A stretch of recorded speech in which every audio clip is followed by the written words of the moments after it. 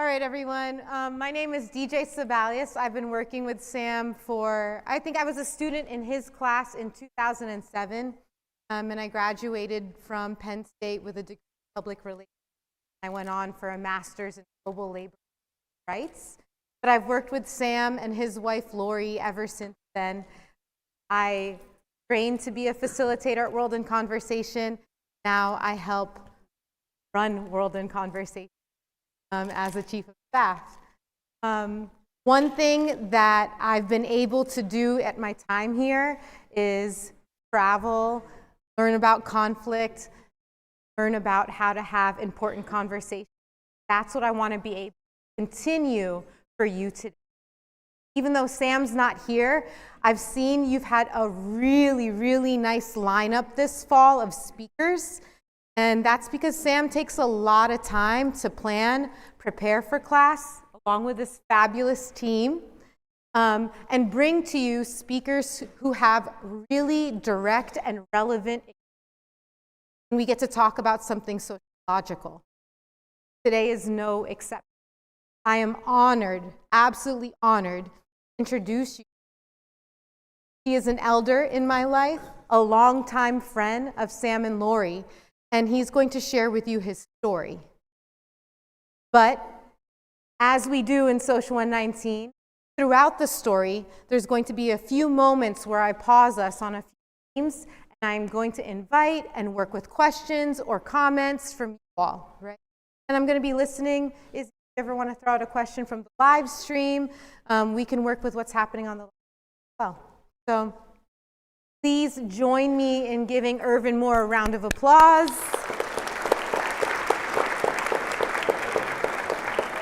Hmm. 175 pounds, so he was a big boy. He was old though, and like me.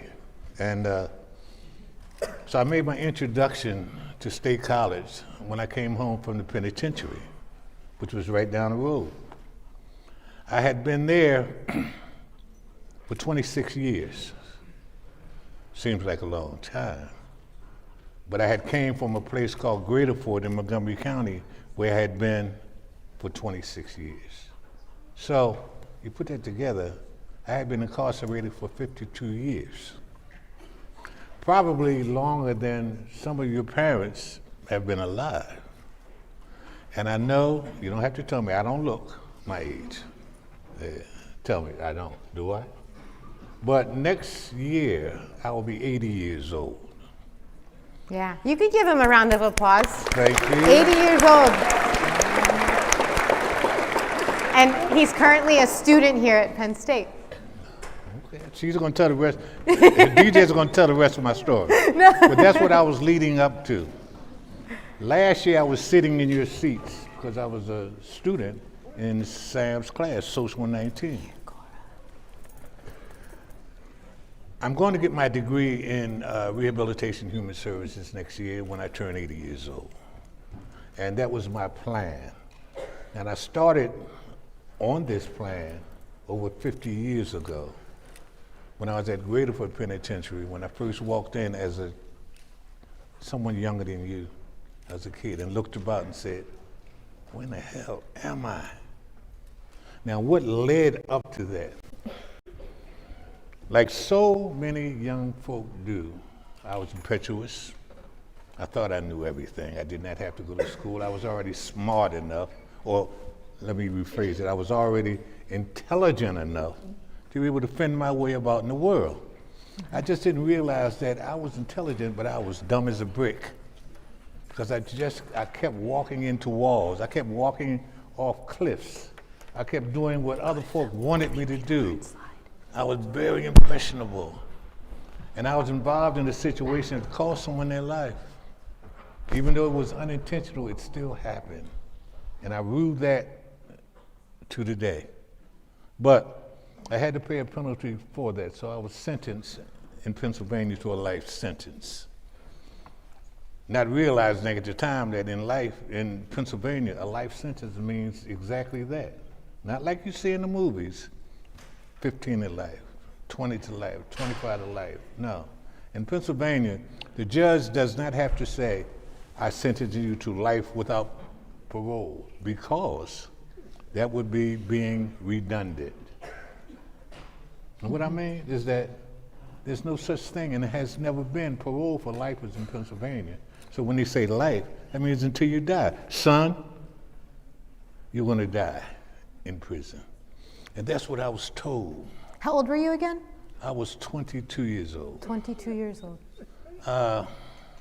Younger in a lot of respects than you guys, because you guys are already on a laudable path. You know who you are. You know what you want. You know what you want to do, for the most part. You know, you're still growing too, but I had no idea.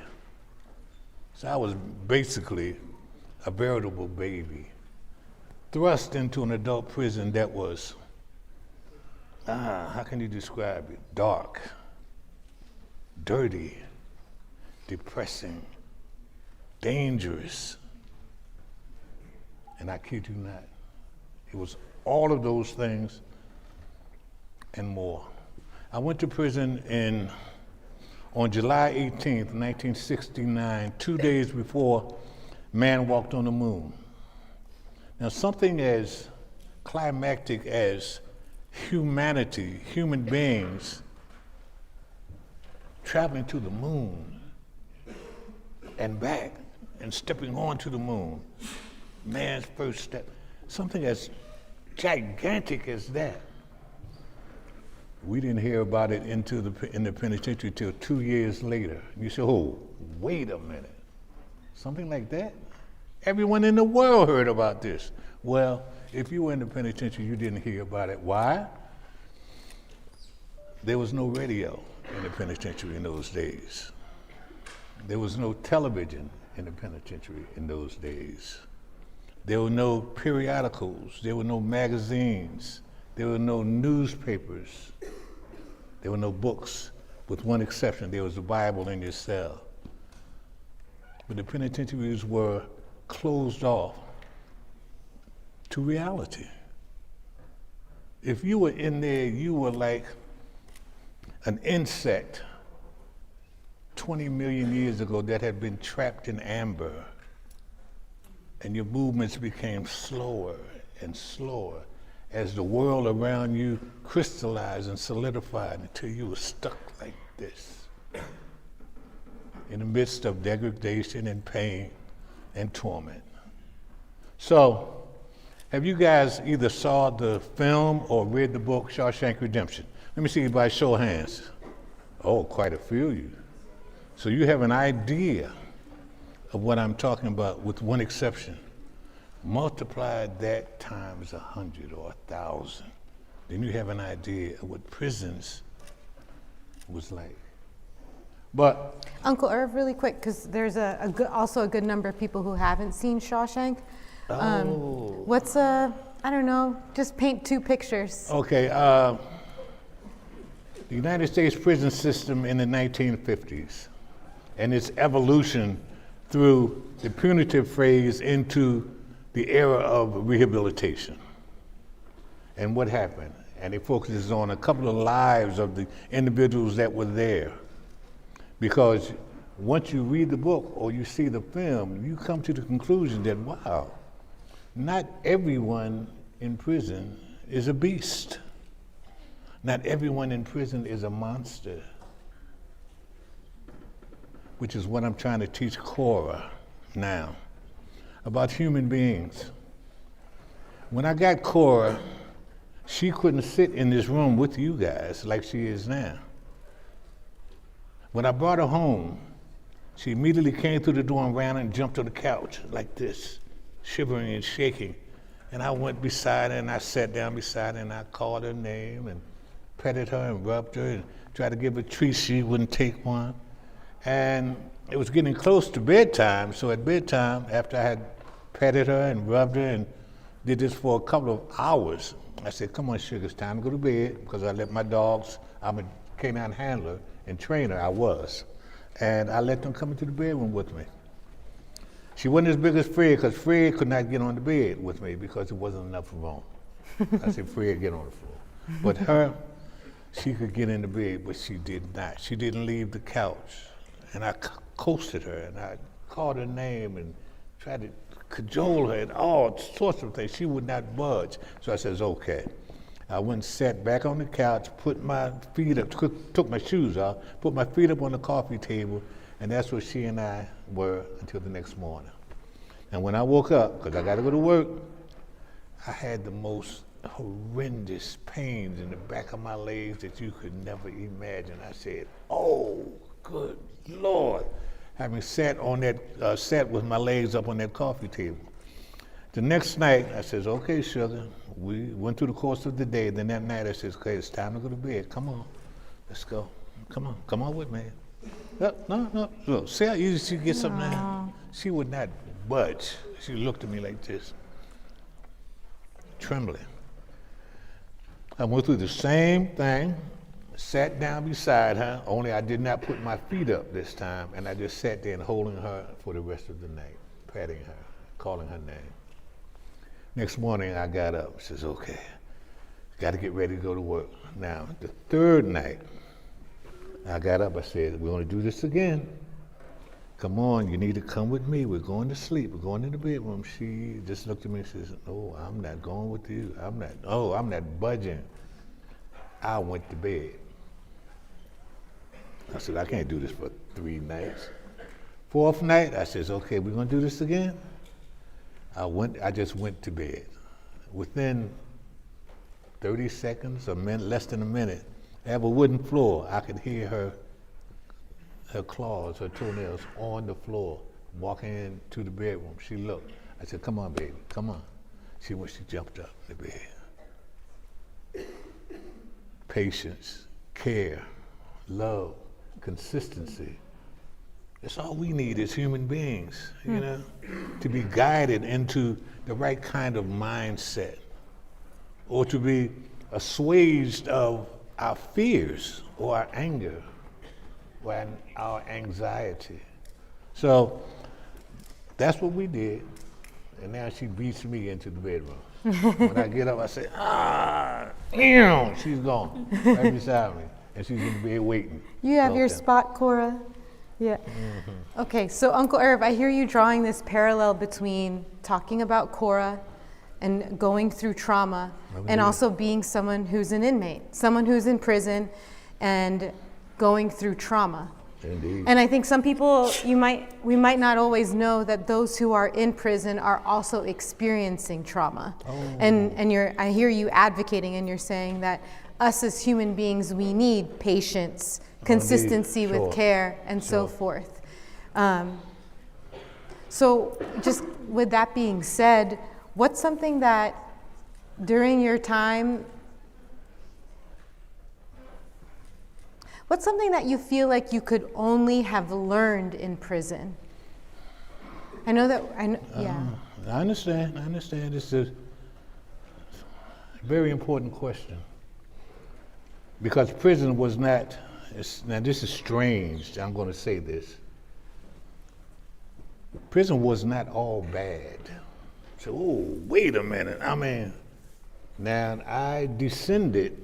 Have you guys read the Divine Comedy, Dante's Inferno? Some of you? So the 9 levels of hell that he descended with Virgil as his guide. And each level was incrementally worse, more horrendous, more heartbreaking. Well, I say this with all certainty. I've been there. I have been to hell. Because in one respect, that's what that is. It's hell. It's hell being away from the people you love. It's hell being away from civilized society. It's hell being away from your aspirations and your goals and your dreams. It's hell being away. I'm from Philadelphia. I was born and I used to say I was raised in Philadelphia, but that's not true. I was raised in a penitentiary, but I'm from Philadelphia. And Philadelphia is a city of neighborhoods and neighborhoods of row homes. You know, small little box-like dwellings, sandwich one right next to another that extend for a block. And I had a family, a nuclear family, my mother, my father, my grandmother, my elder sister, my brothers, my sisters, my nieces. There were 11 of us in my little house. And it wasn't a rich neighborhood. It wasn't really middle class, lower income. But I never knew for a second that we were poor because we had virtually, as a kid, everything that I thought we needed. We had food, we had shelter, we had instruction, we had love, we had care. We had someone come to the door at a certain time of the day and say, "Get your asses in here, it's time to eat." I exaggerate a little, but that's how I grew up. I had never known what death was in my life. My grandmothers were still alive. One of my grandmothers, when she died, she was 104 years old. The other one, my mother's mother, that was my father's mother, my mother's mother was 102 years old. But I was in the penitentiary for 20 years almost before I started getting the phone calls to go over to the chaplain's office. So I said, what they want me over there for? I went over to the chaplain's office and said, Irv, sit down, I got some sad news for you. I said, what do you mean? What's wrong? Now, the strange thing about this, before I tell you what happened, we were able to make phone calls, maybe once a week or so, and you could call home, 15 minutes. I would call my mother, or I'd call my father, I'd call my sister, my brothers, whomever. But I called home this day, and my mother said, "Boy, where you been at?" And I hadn't called home in about a month. And I really didn't do that. I called home, let Mom and my father, and let them know that I'm all right, because I didn't want them worrying about me. But for some reason, I hadn't called home in about a month. But this day, I said, no, I'm gonna call home. And my mother happened to be the one that picked the phone up. And for the next 15 minutes, after she lambasted me for not calling home, we just laughed. And it was, you should hear, the laughter just erupted from me. And I wasn't a guy that went through the penitentiary laughing, but I'm on the phone with Mommy, and I'm just giving it up. Oh, what? And she said, well, tell me what happened then. And I'm just giving her stories and just making her laugh. And then she said, well, boy, I'm so glad that you called me, because I've been missing you. I said, I've been missing you too, Mom. And she said, well, look, don't be so long to call. I said, I won't. In fact, I'm going to call soon. And she said, okay, I love you too. So the next day, I get the phone call to go to the chaplain's office, and he tells me to sit down. I said, what's going on? He said, I'm sorry to tell you, but your mother died. I said, no, she didn't. I just talked to him. He said, no, your mother died. I said, no, she did not. I just talked to my mother. I just talked to her last night. First death in my life, and it happens to be my mother.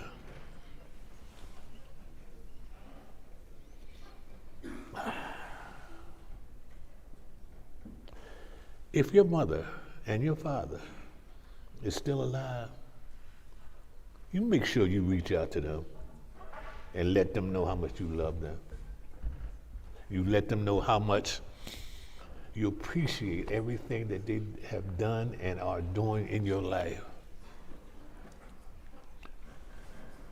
Not 3 weeks later, I get another call to go over to the chaplain's office. And by this time, you know what going to the chaplain's office means. Oh, it hadn't, not yet.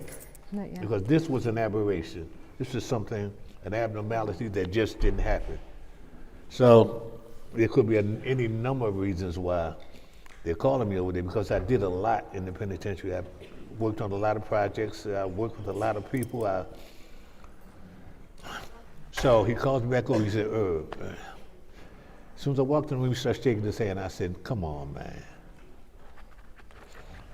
I said, who? He said, your grandmother.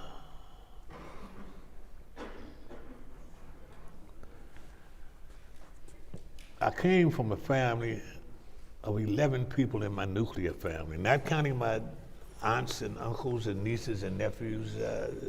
My family is prolific, but my nuclear family that I grew up with, that I've known all my life, who have been in my life all of my life for the most part.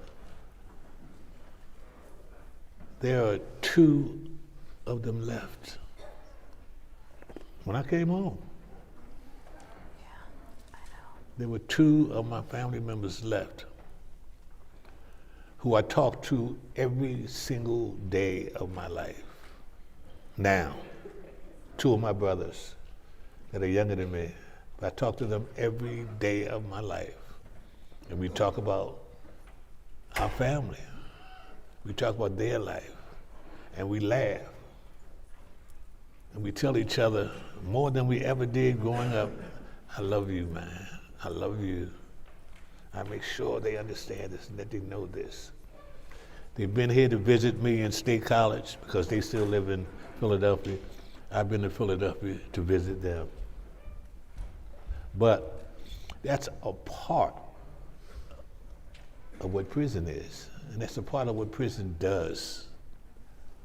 And the lesson that I learned, one of the most invaluable lessons that I learned is family is so, so, so important, and it should be.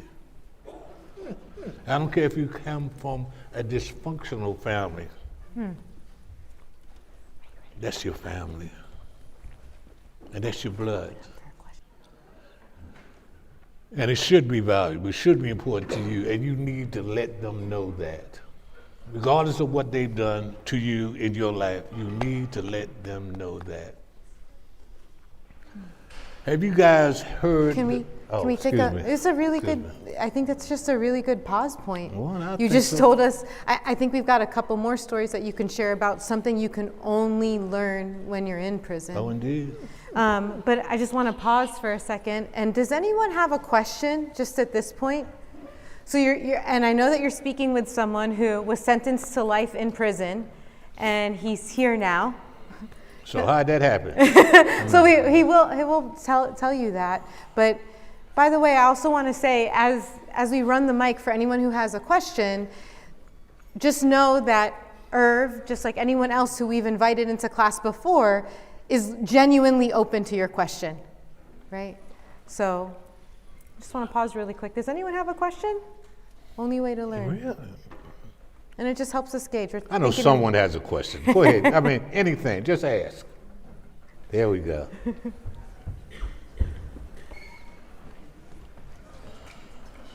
You see these run up there? Mm-hmm. Like G. He's got big shoes to fill. Hi. My name's Nick Hill. What's your name? My name's Nick Hill. Nick Hill. When you said you went to prison right before the moon landing and you only learned 2 years later that it happened. And I was just thinking about how much things have changed, I guess, since then. I just want to know how you adjusted, I guess, when you got out for real to things like smartphones and everything else that's just you couldn't even have dreamed of before you went to prison. That is a very good question.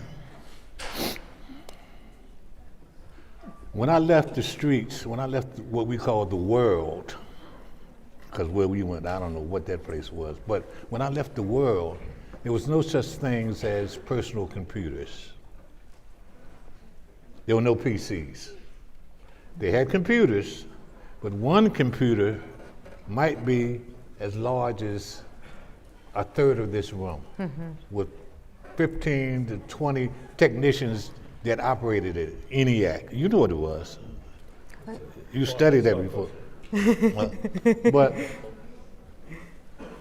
there were no personal computers. There were no cell phones. There was none of the miraculous technology that is accessible to you guys today. So when I stepped out of the prison, the only reason why I was not totally lost or flabbergasted or bewildered or overwhelmed is because for the last 52 years, I've been studying everything I can get my hands on.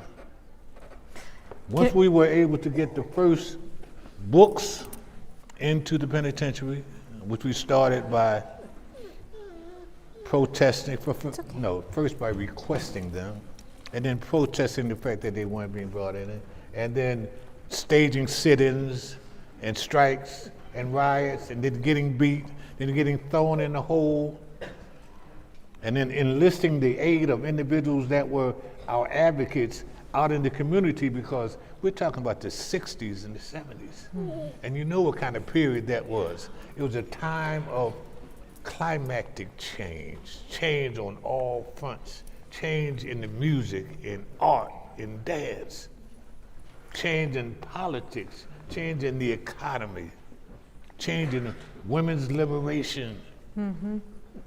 changes in the anti-war movement and black nationalism.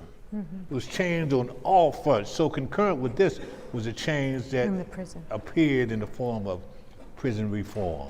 I want to give them a picture, because you're saying the only reason why you weren't flabbergasted when you, it's like the day one, you were able to get a cell phone, a smartphone, iPhone. It was an iPhone. I got an iPhone my first day home, thanks to Sam and Laurie. Yeah. My brother and sister. Oh, you stop that whining. Stop looking at that young man. I want to show them, or at least give them a picture of how much you read constantly. Yes, but ma'am. First you have to show us how big your cell was before we talk about how many books were in your cell. Wow. So here we are. Here's the toilet. Put the toilet in place. Okay. This is my bed. Okay. My bed is next to the wall, so that's the wall right next to that bed. The toilet is right here. Okay. I'm laying here with my head here. I'm in the cell with a guy, with another man. So there's the other bed on top of you. There's another bed, so it's a bunk bed. Uh-huh. Lord. And this is the back of the cell, right here. No, don't step back there. It's right here. Oh, it's only this big. Sorry. Right where the head of the now, to get to the other side, I could stand here, and I would say, this is the other wall. So, from one wall there to one wall here, from the back of the wall here to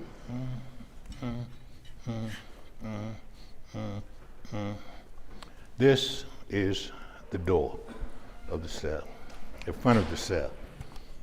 So that was a cell for two people that I spent 52 years in. Don't let your cell partner get sick. Don't be locked in there and can't get out of there. And he has diarrhea. What do? Well, when you're very young, you get into a fight. But as you get older and wiser and more knowledgeable about who you are as a human being and who he is as another man, you learn to take your head, turn it to the wall, and put the covers over your head while he does what he has to do. Okay. Now, that was my cell. Mm-hmm. Remember, I said there was one book that we had initially, that was the Bible. Everyone had a Bible in their cell. It had reached the point where I had over 500 books in my cell.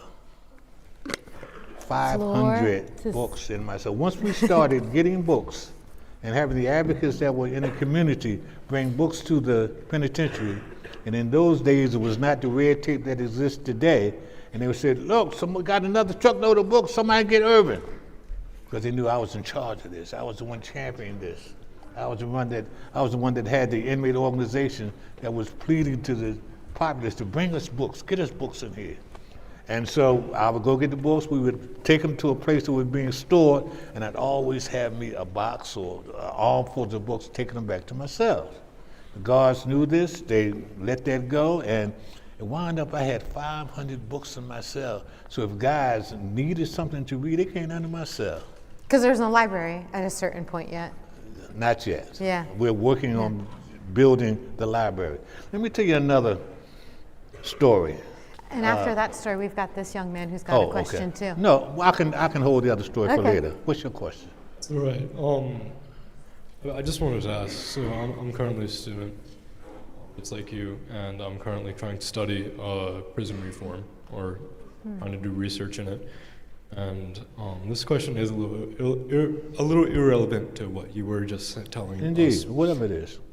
I'm curious, what is the number one thing that you think, like, coming from your own experience, that could be, what's the number one thing that you wish prisons or, like, incarcerate, like, how can, that's, here, let me gather my thoughts real quick.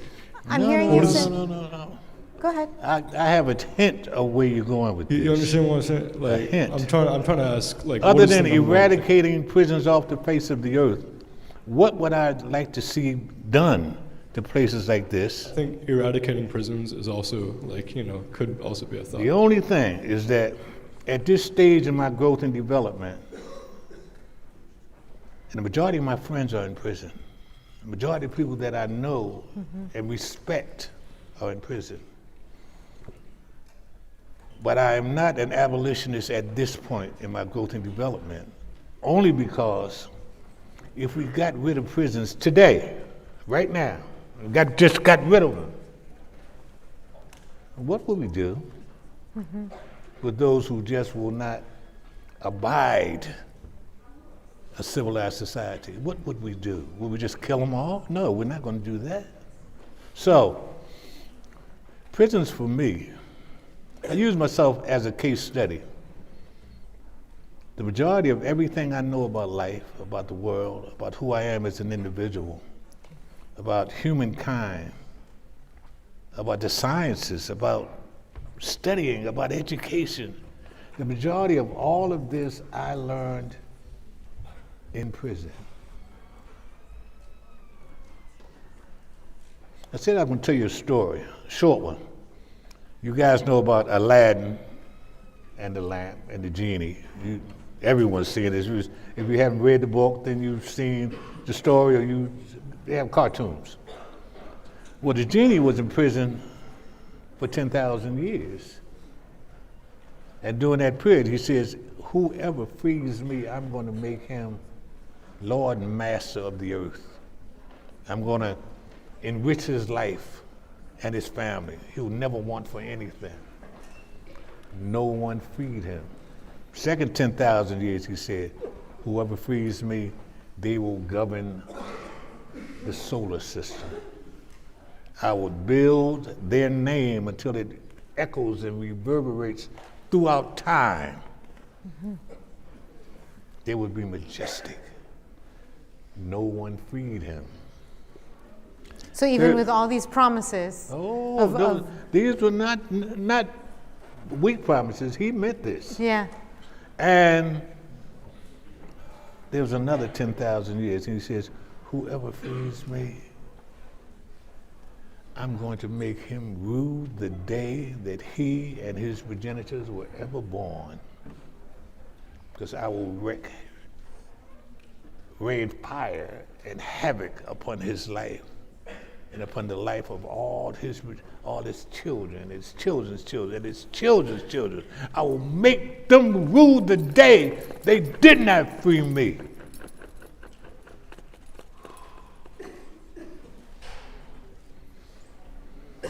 I made up my mind in prison.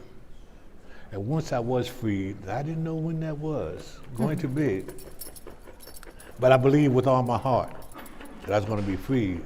But I made my mind up. I would not be the genie after the third 10,000 years. like you wouldn't be that angry. I would not be that bitter, Bitter. that vengeful, that mean, that hateful. No sugar. Stop that. I said I would not let that happen to me. And I am the one that am in control of how I react and respond to life.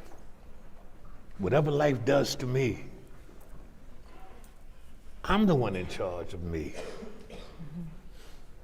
If I get angry, I'm allowing myself to do this. If I get bitter, and recriminating. I'm the one that's doing this. That's just a really powerful lesson to have. Of course. In prison. when In everything prison, you do, yes. like, you have to ask for permission. You don't get to go outside when you want to go outside. I mean, sometimes even going to an activity, you can't have access to the bathroom. That's true. So to have a conviction that this is me, I do have free choice. I am not going to Yes. get that bitter. Yes. That you learning that in prison, it Yes. says a lot. But with that being said, just circle it back to his question. And it's someone online is also asking the same thing. What's something that you would want to see change in the prison system? I would like to see prisons used as institutions of growth and development, education and correction, as they're named. These are supposed to be houses of corrections, It's literally called state correction institutions. state correctional institutions. Yeah. And you're saying it's not actually used as No, a place to educate. Not by any as a stretch corre- of, not by any stretch of the imagination. The individuals that are blessed enough to come home whole is because they adopted this. They did this themselves, for the most part. For the most part, they made this choice, because that's what I did. So you're saying in the prison system, even though you've also just given credit that everything you've learned about humanity, you've learned it within prison, it's that it's also the same place that doesn't take correction seriously, and that it is a place of trauma. Yes, yes. Trauma daily. Trauma Trauma at daily. an unparalleled scale. You know, when we talk about, say, mental health, for example, and we have a problem with mental health in this country that we've never seen before. At one point in the history of this country, there were asylums, sanitariums, and institutions all across the nation that dealt with individuals that had psychological, emotional, or congenital cognitive issues, problems. And in the 60s, there was because these places were hell as well. Now you imagine, if these people can't even fend for themselves, could you imagine how they were victimized by the system itself? And they were hell, these places. And in the 60s and 70s, when the exposés, when the word began going out, look at what's happening in these places to people, to the most vulnerable of us. And so there was a movement nationwide to close those places down. The beginning of the deinstitutionalization movement that was geared toward, again, people that could not fend for themselves. And that happened. They began to close those places down and send those folk home to their families, to their communities.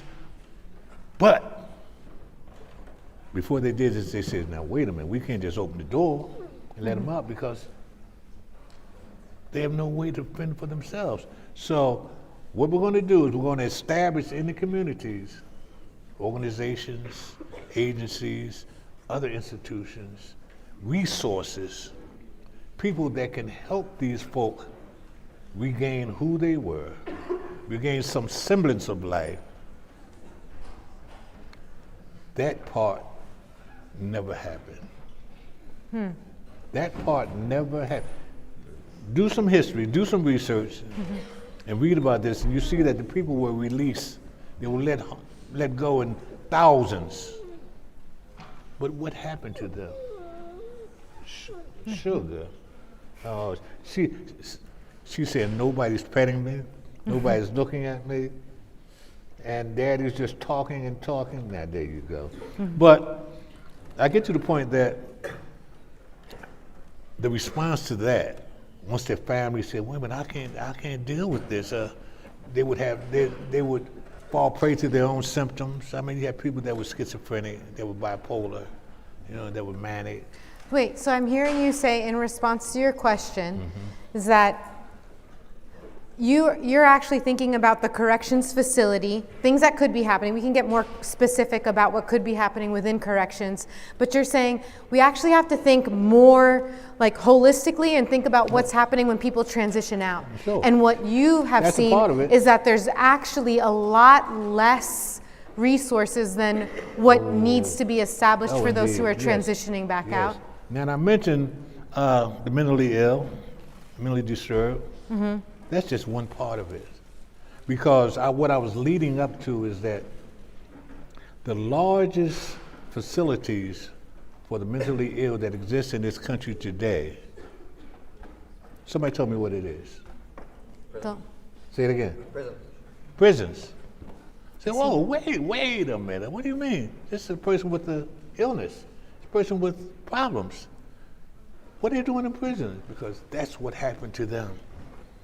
Their illnesses became criminalized. Their symptoms became criminalized. Their actions in the community or in the home that they had no control over became criminalized. Their symptoms became criminalized. That's something to think about. Yes. I'm gonna let's ask the student. You can go ahead. You can go ahead and say your question now. Yeah.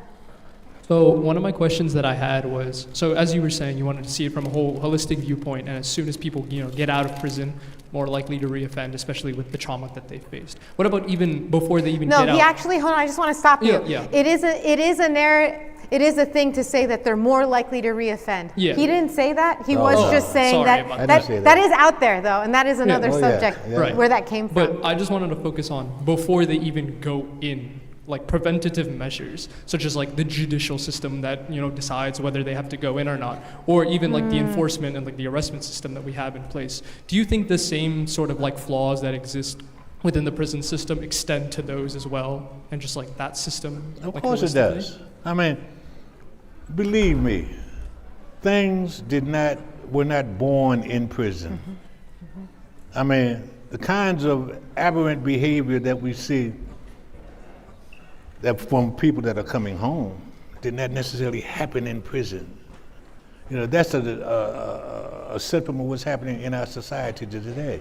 And when you talk about preventive measurements, of course, if a child is not born evil, a child is not born hating, a child is not born antisocial. He learns these things. And we have to do a better job with our children. I had a shirt, I have a shirt. I wanted to wear it today, but I didn't. And it was from a quote by Frederick Douglass that says, "It is easier to raise a child than it is to fix a broken adult or a broken man." It's easier to raise a child than it is to, yeah. I mean, yes, it is. Children want love. Children come out loving. Yet, within a very short period of time, we have in operation systems that propel a child from the playground to the prison. Yeah. Because what he sees, what he does, how he's manipulated, how he's abandoned and disregarded as a human being, as a loving, live human being. And before you know it, when I wound up in the penitentiary, one of my first thoughts, I was 22 years old, one of my first thoughts, it seemed like it was yesterday, I was sitting at the table with a big bowl of cereal with one of my brothers here, another one of my brothers here, my little sister here, my niece, my nephew here. We're all eating cereal and laughing and joking. And I'm in the penitentiary now and I'm looking around. My first thought was, no. How did this happen? Yeah. There's another question right up here. Go ahead. Yes. Hi. I am a pre-law student, so I want to go into criminal law, and I don't mean this in any sort of disrespectful way. Indeed. But I was just wondering what you did to end up with life in prison, and also like how you're here today. How did you get out? kind of more about your journey with that. Okay, what I did in Pennsylvania, if you're involved in a crime where someone loses their life, however they manage to lose his life, but you're involved in a crime that precludes this, you can be convicted, found guilty of first-degree murder. Now, you don't have to have had a gun and pulled the trigger. You could be standing at the door saying, "What are y'all doing, man?" And a guy does this, bam, the gun goes off and he shoots somebody. But me, as a person just right next to you in that, I can be tried as... You can be tried, found guilty, and convicted of first-degree murder and sentenced to life in prison. It's called the felony murder rule. If you go into a store and steal a bag of potato chips and run out, and on the way out, the clerk grabs you and you wrench away from him, he falls and hits his head, you can go to jail for life. Mm-hmm. So, in answer to your question, I was involved in a crime where someone cost someone their life. Was it my intention for this to happen? No. But intentions mean nothing in situations like that. Now, okay, so I'm in jail and I'm doing a life sentence and things are happening, and how did you you're sitting here in State College and Penn State University talking to us. How did that happen?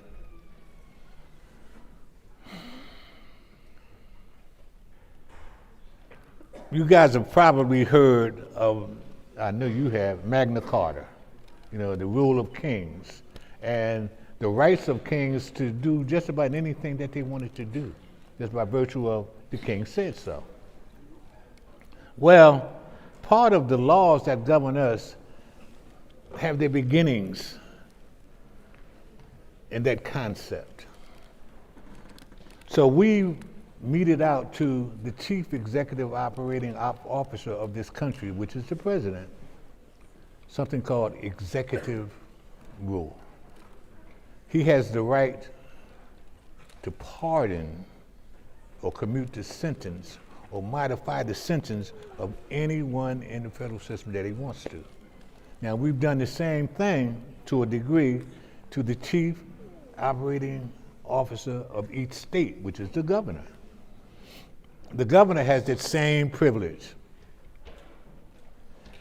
If and when he wants to, the governor can say, look, that guy over there,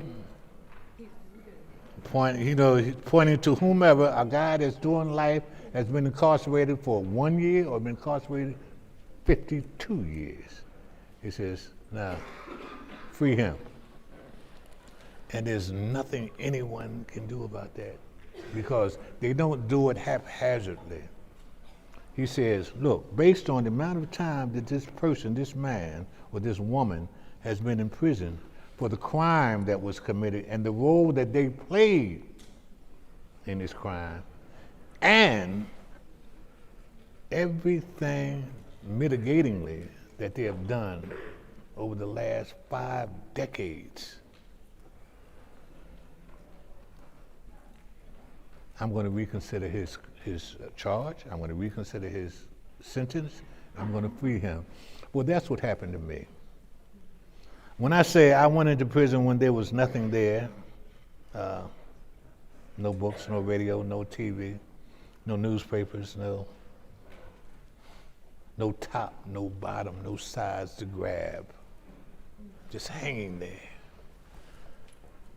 And I helped change that system. I helped to bring rehabilitation in there. I helped bring education in there.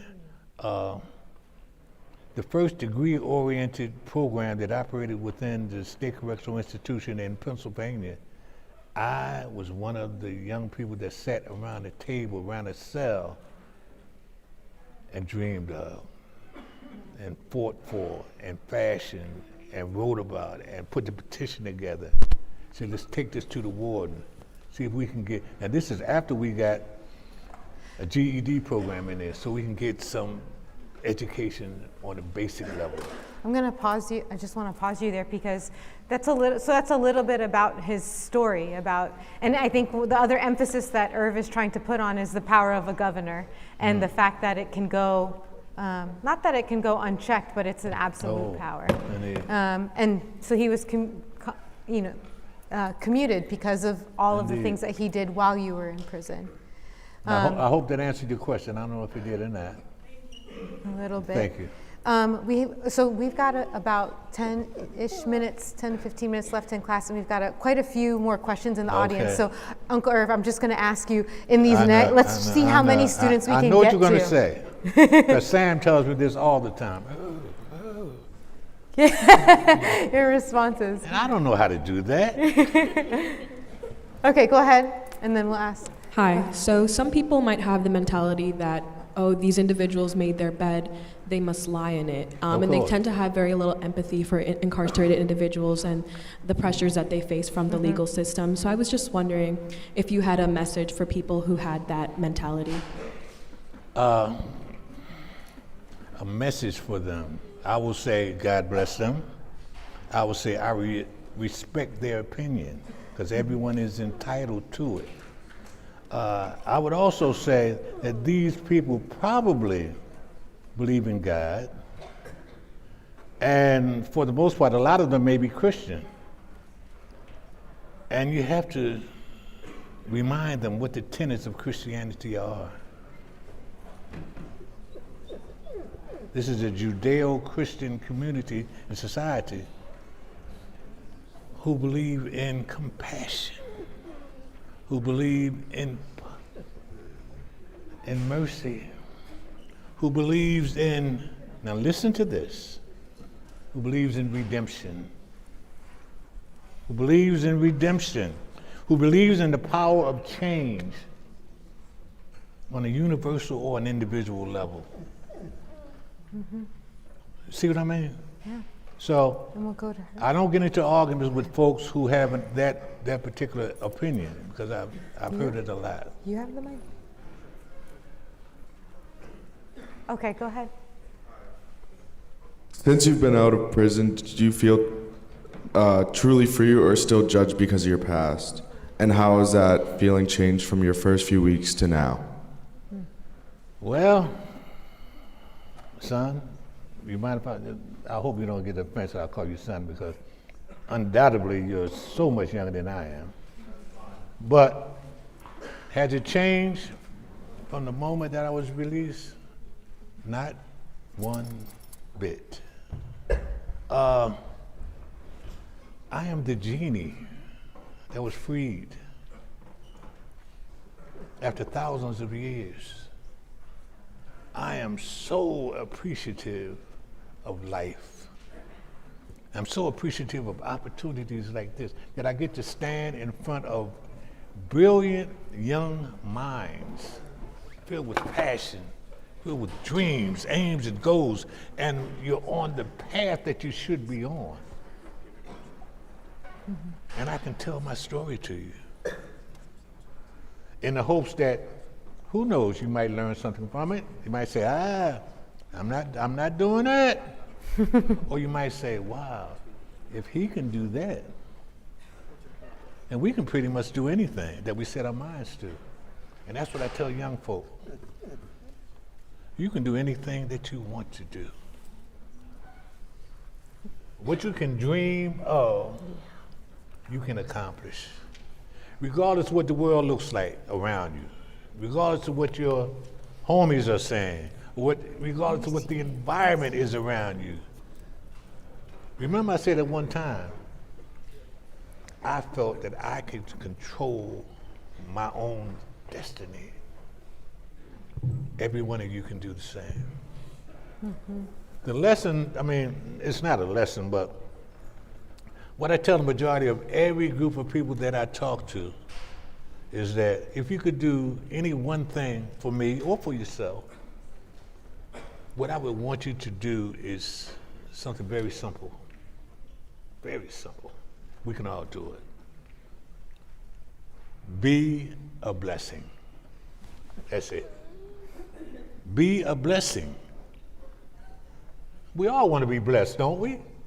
I don't think there's a hand in here in this audience that will be raised and say, well, I don't want to be blessed. I think we all want to be blessed. The surest way I found out that you can be blessed is to be a blessing. And I do that every day of my life with a smile on my face that's huge. I wake up in the morning and say, God, universe, thank you. Thank you for this opportunity. And again, thank you for this opportunity. Let's go ahead and have your question. Did you still have the mic? Oh, who was it? Hi, I'm Raul, and I had a question because Raul. Raul, yeah, R-A-U-L. Earlier, I like saying that, Raul. Yeah, Raul.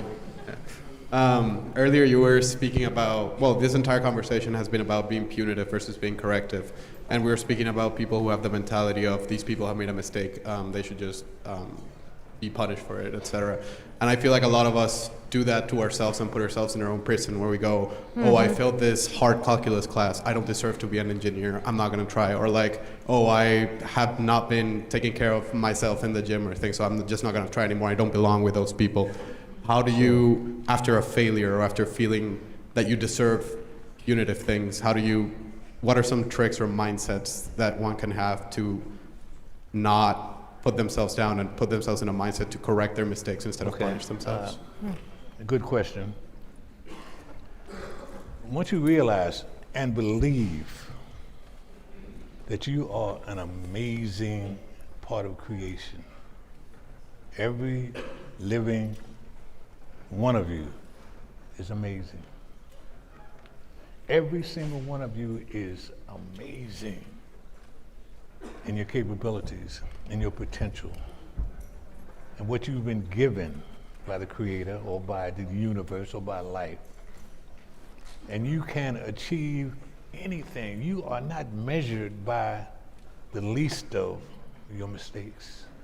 You're not measured by your failure to go from A to B. If you didn't go from A to B, then just go straight to C or just go straight to D. Figure out a way to do that. But remember, you are the one that's in control of your destiny.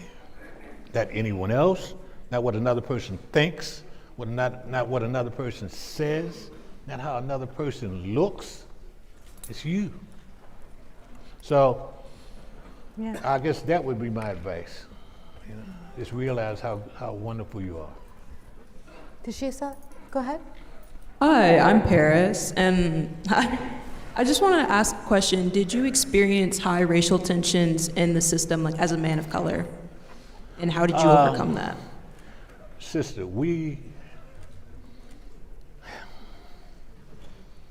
feel that everywhere we go, to one extent or another. It's real. The world is made up of those kinds of ideas or lack thereof. And we have to find a way to, again, as I said, once you realize how wonderful you are, it doesn't matter. It really doesn't matter. The system can be corrupt. The system can be systemically racial and biased. But so what? I'm not going to allow that to stop me. I'm not going to allow that to darken my day or make me There's nothing on the planet right now that could ever make me angry again, bitter, dejected, depressed. Nothing. And I've been home 4.5 years now. And life has not been like this. Life has been like life does. This is life. And it's as it should be. I don't want the staid complacency of sameness.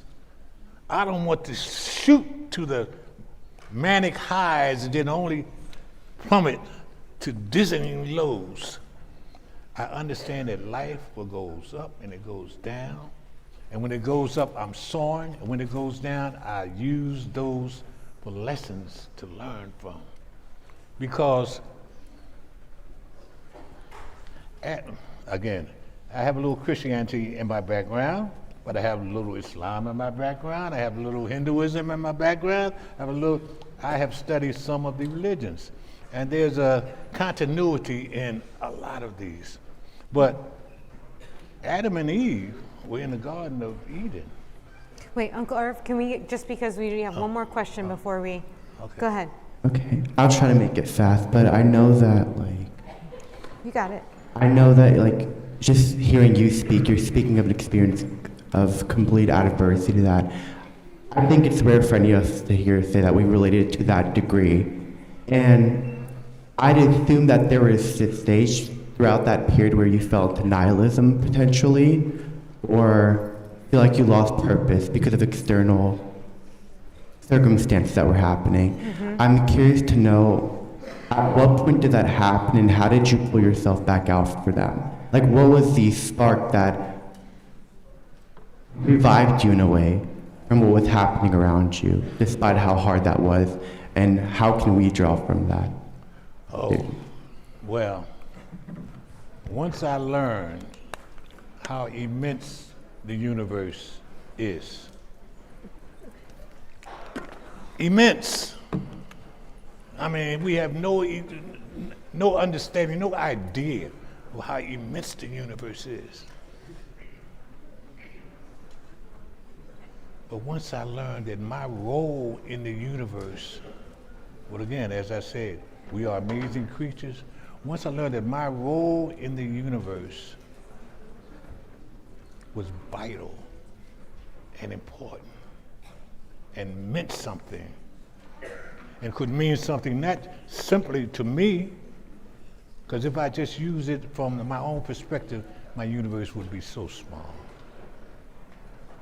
But if I expanded that to encompass anybody that I came into contact with, anybody I talked with, anybody I sat and listened with, anybody that I shared with, anybody whose life I touched or who allowed to touch mine, then I had no reason to get down on my knees and grovel other than to pray. You know, so of course I went there, of course. In the course of your own growth and development, you're gonna hit bottom. When I say I descended into the 9th level of Dante's Inferno, I did that.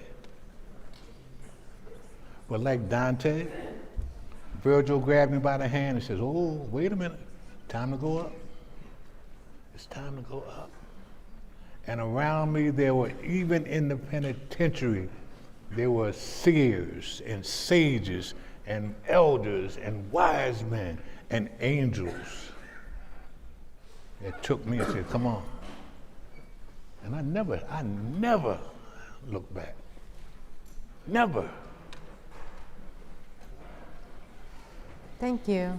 So today, there wasn't I don't feel like there's like a particular stance about the prison system that you took other than corrections should be about corrections. Well, that is a stance. That is a that stance. Is the stance. But with that, I'm saying that I hope that in class, the students were able to feel from you. When I was asking Sam, what is it that you are hoping that the students are going to get? It's that Sam wanted you to just talk with the students and for you all to be able to hear the lessons. And I have to say that after doing a dialogue program with lifers, being able to work with Irv, his perspective and his spiritual perspective, it isn't that unique. That's right. As you were just saying just now, Exactly that right. those who are in prison, that your best friends that you're saying are also the ones who are elders, the ones who can teach you some of these lessons about life. I hope that at the end of class, Irv is going to be here for a couple of questions. If any of you want to follow up separately, I'm going to turn it over to Darnisha for any last announcements. And yep. Can we get a round of Irv, applause? a round of applause. Yeah, Cora. Oh, yeah. Oh, you cut it out. Look at you. We're excited. We're excited to go. Excited 'cause we're about to leave. First off, Thank you, Irv. Yes, ma'am. And thank you, Cora, for coming to class That's today. right.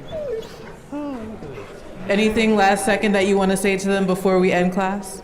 No, just live life, enjoy it, yeah. Make an impact. Let your presence be known. Hold on, wait. Let's just give him this last moment of respect and let him say these last couple of things. You said live life. Everyone heard. All right. All right, Okay. you all have a great. Yeah. All right. Yes. Oh, and please, a round of applause for these folk here. Yeah, The DJ. social linking sex. Oh, yeah.